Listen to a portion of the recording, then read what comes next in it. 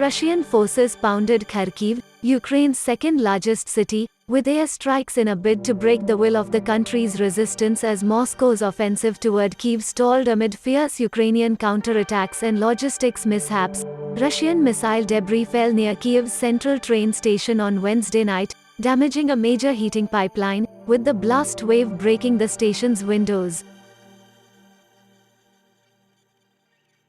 Thousands of civilians, particularly women and children, are sheltering in the station at night as they await evacuation trains to western Ukraine. Ukrainian officials said the missile was shot down by Kyiv's air defenses. In the southern part of the country, Russian forces have gained a swath of land and have entered the Black Sea port city of Kherson. Russia's war on Ukraine has now ended its first week with few signs that Moscow is closing in on Russian President Vladimir Putin's goal of ousting the country's elected government and ending its alignment with the West.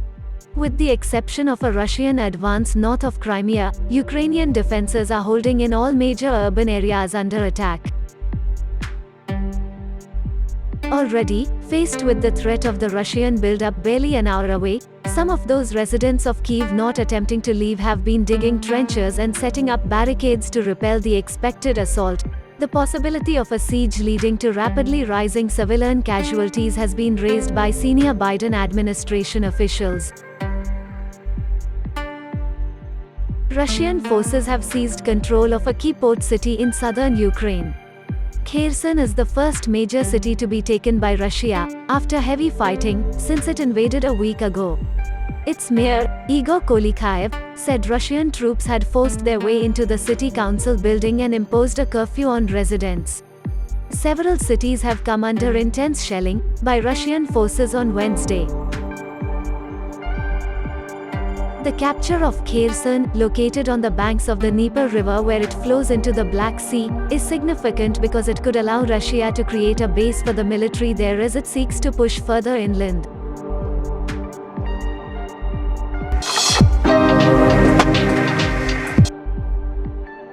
Following the footsteps of the Japanese and South Korean navies, the Indian Navy had issued RFI seeking details of Li-ion batteries.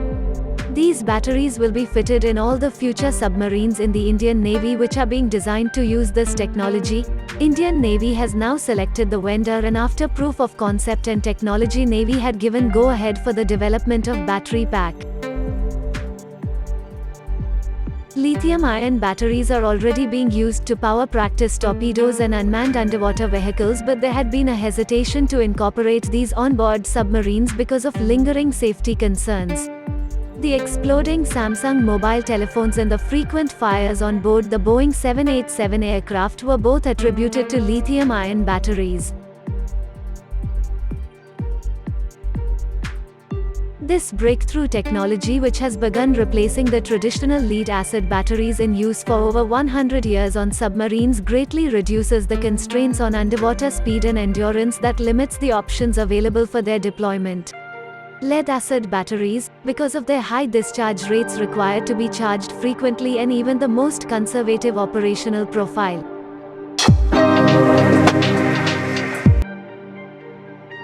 Russia has assured India that defense supplies will not be hit by the Western sanctions announced against Moscow and that alternative mechanisms are in place to ensure that crucial contracts such as the S-400 air defense system are not disrupted.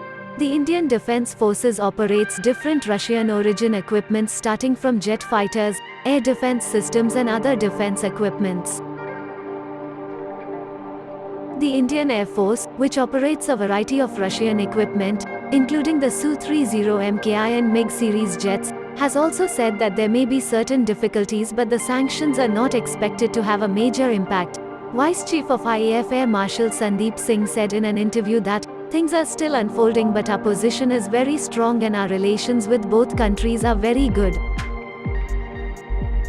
Denis Alipov, the Russian ambassador designate, said mechanisms exist for bilateral defense trade, but much will depend on the readiness of Indian partners to continue doing business.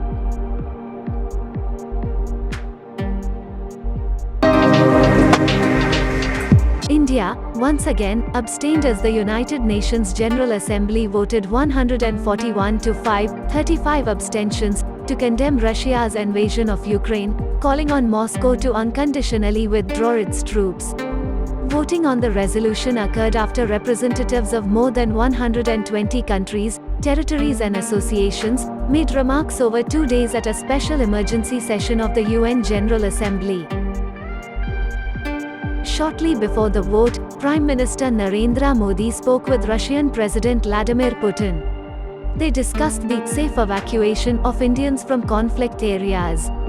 India's permanent representative to the UN, T.S. Tirumurti, said that the safe and uninterrupted passage of Indian nationals, especially students, was India's foremost priority.